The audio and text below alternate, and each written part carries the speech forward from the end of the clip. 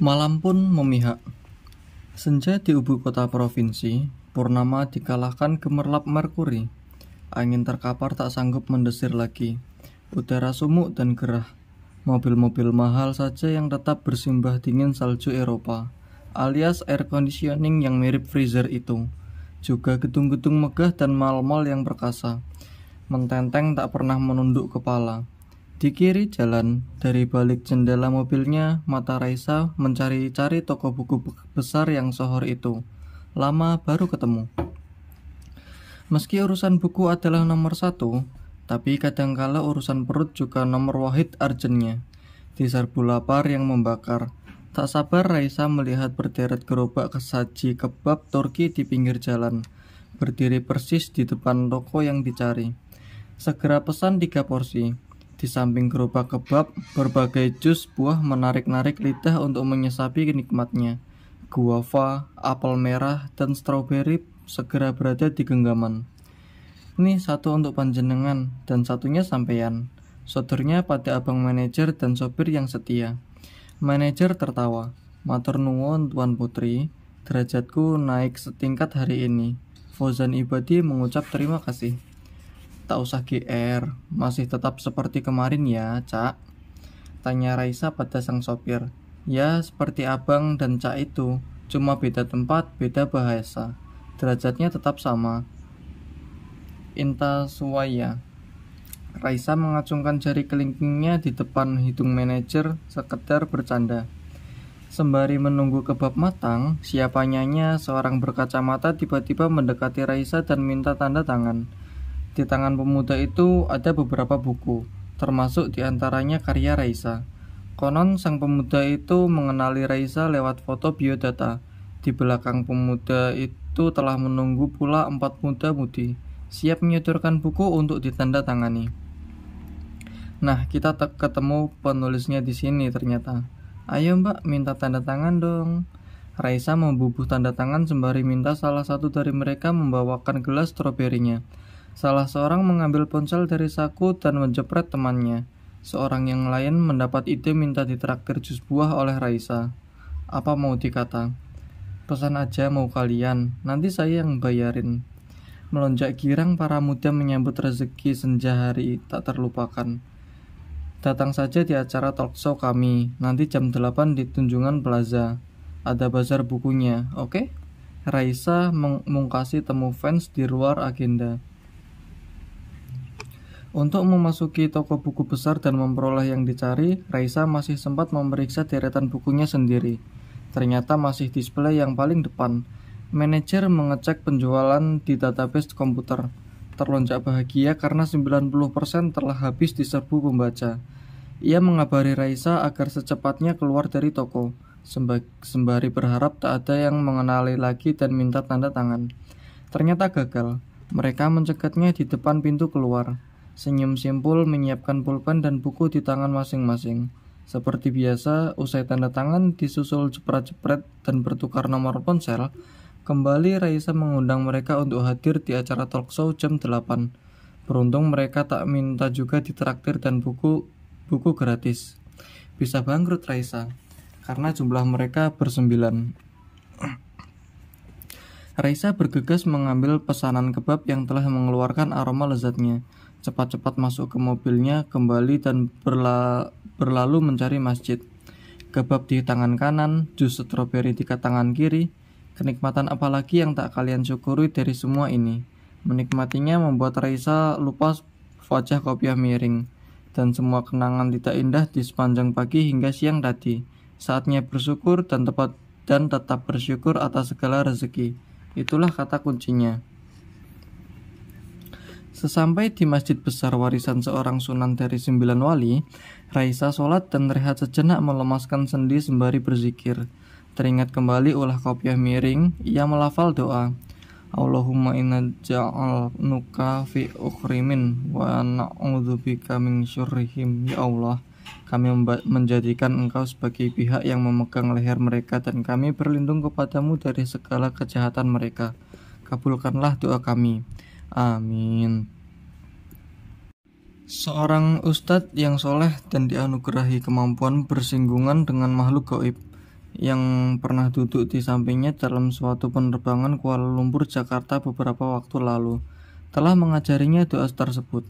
Doa yang ditunjukkan bagi orang-orang yang suka nakal, yang harusnya respek malah kurang ajar, yang mestinya bayar utang malah menjelek-jelekkan, yang mestinya berterima kasih malah mencaci. Seorang ibu berusia paruh baya menggeser duduknya mendekati Raisa. Arabian Face, mungkin Syarifah yang tinggal di kompleks masjid dan keturunan kesekian dari Sunan legendaris, yang namanya diabadikan untuk Masjid Agung ini. Ia menyalami Raisa dan menanyakan namanya. Raisa Fairuza, boleh tahu nama ibu? Sekha, lengkapnya Sekha Alamuti. Saya tinggal di sebelah sini tak jauh.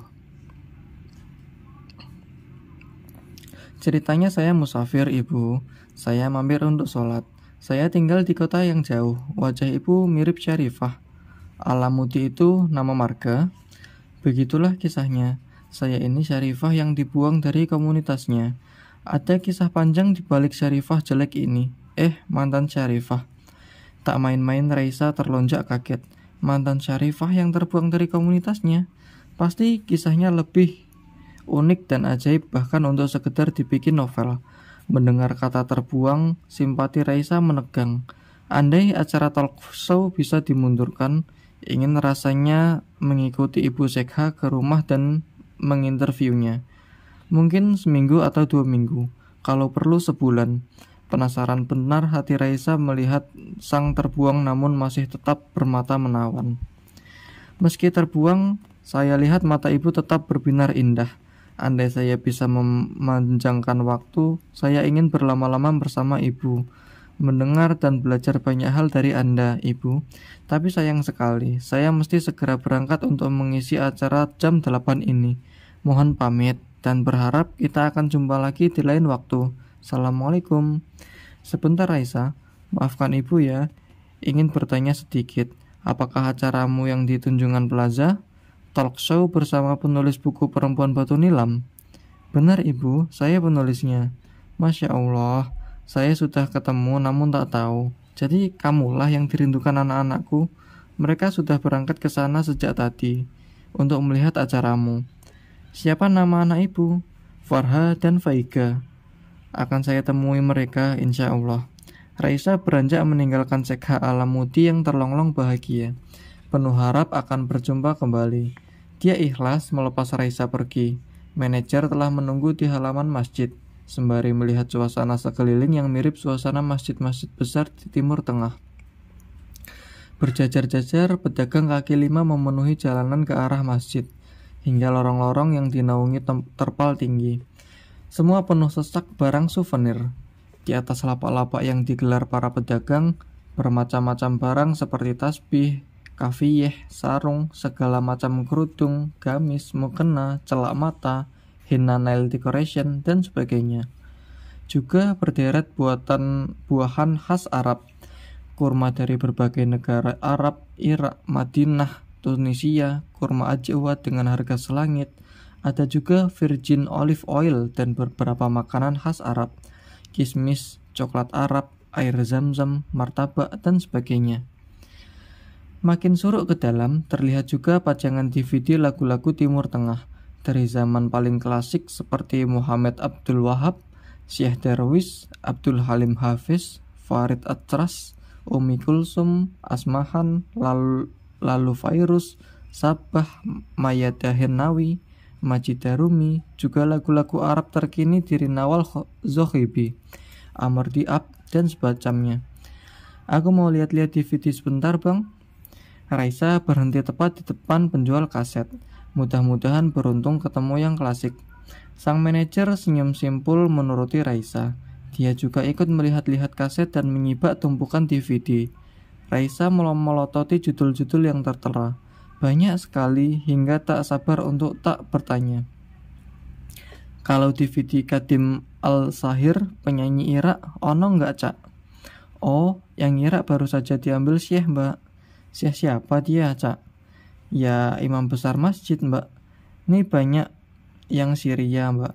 Nawal Zohbi, Diana Haddad, Najib Makaram, terbaru dan 10 besar yang paling sohor sekarang. Yang klasik ada nggak?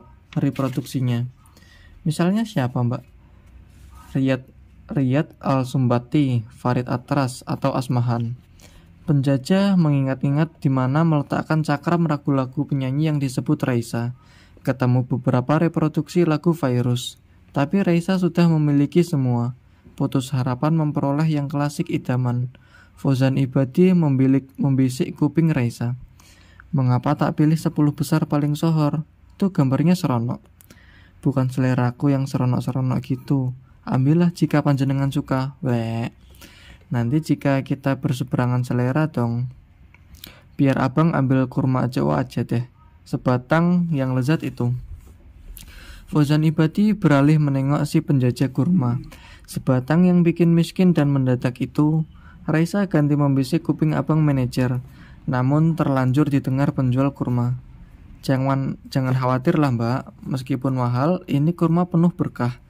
Keesokan kesukaan Nabi kita sejak 15 abad di zamannya.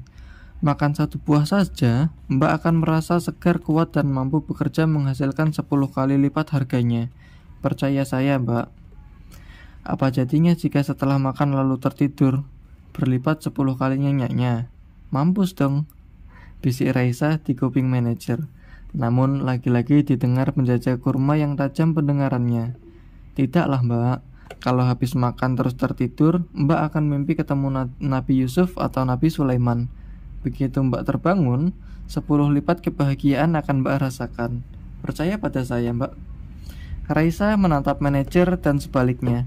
Lalu berdua nyengir kuda, tanpa komentar lagi, karena jatuh simpati mendengar imajinasi penjajah kurma yang lumayan kreatif. Fauzan Ibadi memborong 6 tangkai sekaligus. Dia berdoa, semoga nanti malam sukses bermimpi ketemu perawan Zulaika. Setidaknya ketemu Manisa Koirala, bintang film jelita bermata sendu misterius dalam film Dilse. Tasbih ajaib, Mas, Mbak, ayo silakan dilihat-lihat dulu. Penjajah tasbih di sebelah lapak kurma merayu. Di mana letak ajaibnya, Cak? Raisa tergelitik.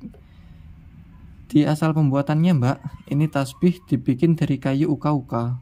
Uka-uka apaan? Kayu yang menjadi bahan utama pembuatan Bahtera Nuh, Mbak. Oh ya? Tahu dari mana kalau Bahtera Nuh dibikin dari kayu uka-uka? Raisa penasaran. Dari keterangan pabriknya, Mbak. Ini tasbih langsung didatangkan dari Arab, dari kota Nabi Nuh. Ah, masa? Sudah habis kota itu dilahap tsunami, Cak. Tak usah ngarang-ngarang. Penjajah tertawa, sedikit takut menatap wajah serius Raisa, yang segera beranjak pergi karena tak percaya. Ternyata penjajah belum menyerah. Pak Menteri sudah pesan 2 loh, Mbak. Menteri apaan? Menteri zaman Nabi Nuh. Ini tasbih termahal yang pernah ada di dunia, Mbak.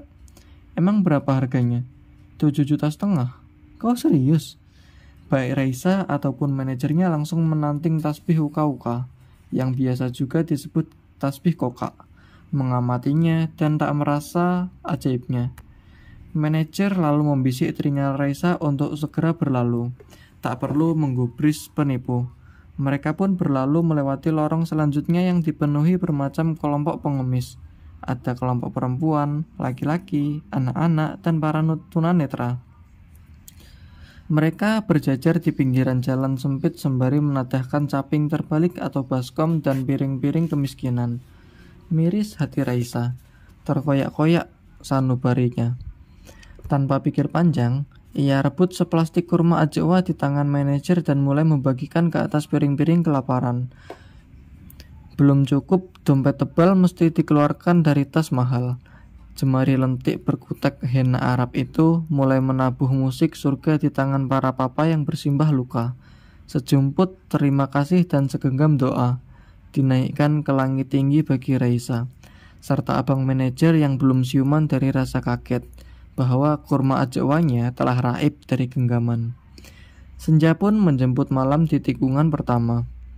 Inilah kampung Arab yang terbentuk sejak Sunan Ampel yang bernama asli Sayyid Ali Rahmatullah, menantu Raja Brawijaya dari Majapahit, tinggal di sini dan menyelenggarakan sidang kedua Wali Songo di tahun 1436 silam. Kampung yang berlorong-lorong, ganggang sempit, dan rumah batu kuno dengan arsitektur khas. Pintu-pintu besar berkrepyak. juga jendela tinggi dan kirai-kirai yang menyembunyikan wajah asli. Para bocah berwajah Arab, laki-laki dan perempuan sama, bermain sepeda atau sekedar mengejar temannya sembunyi di balik pohon jambu kelampiok. Tercium aroma wangi bunga dan buahnya yang menggoda. Seorang bocah tak tahan berteriak pada temannya, "Asa, Asa, aku dapat 2." Bocah yang diteriaki bernama Asa menjingkat geli, langsung lari ke arah temannya bersembunyi dan berseru, "Hayo, kena kau." Ibunya mengintip dari balik kirai dan memanggilnya untuk segera masuk ke rumah. Karena hari nyaris gelap, ingin benar Raisa melihat wajah sang ibu. Mungkin mirip wajah Ibu Sekha di masjid tadi. Mungkin pula wajahnya mirip Dewi Chandrawati. Andai mereka ini keturunan Sunan Ampel. Tiba-tiba dari arah balkon lantai 2, seorang ibu berteriak menyuruh Asa untuk segera masuk ke rumah. Spontan Raisa menengok ke atas dan melihat sang ibu. Ternyata berwajah Arab Eropa, khas Asia kecil yang banyak melahirkan wajah-wajah rupawan. Inilah Ampel Denta.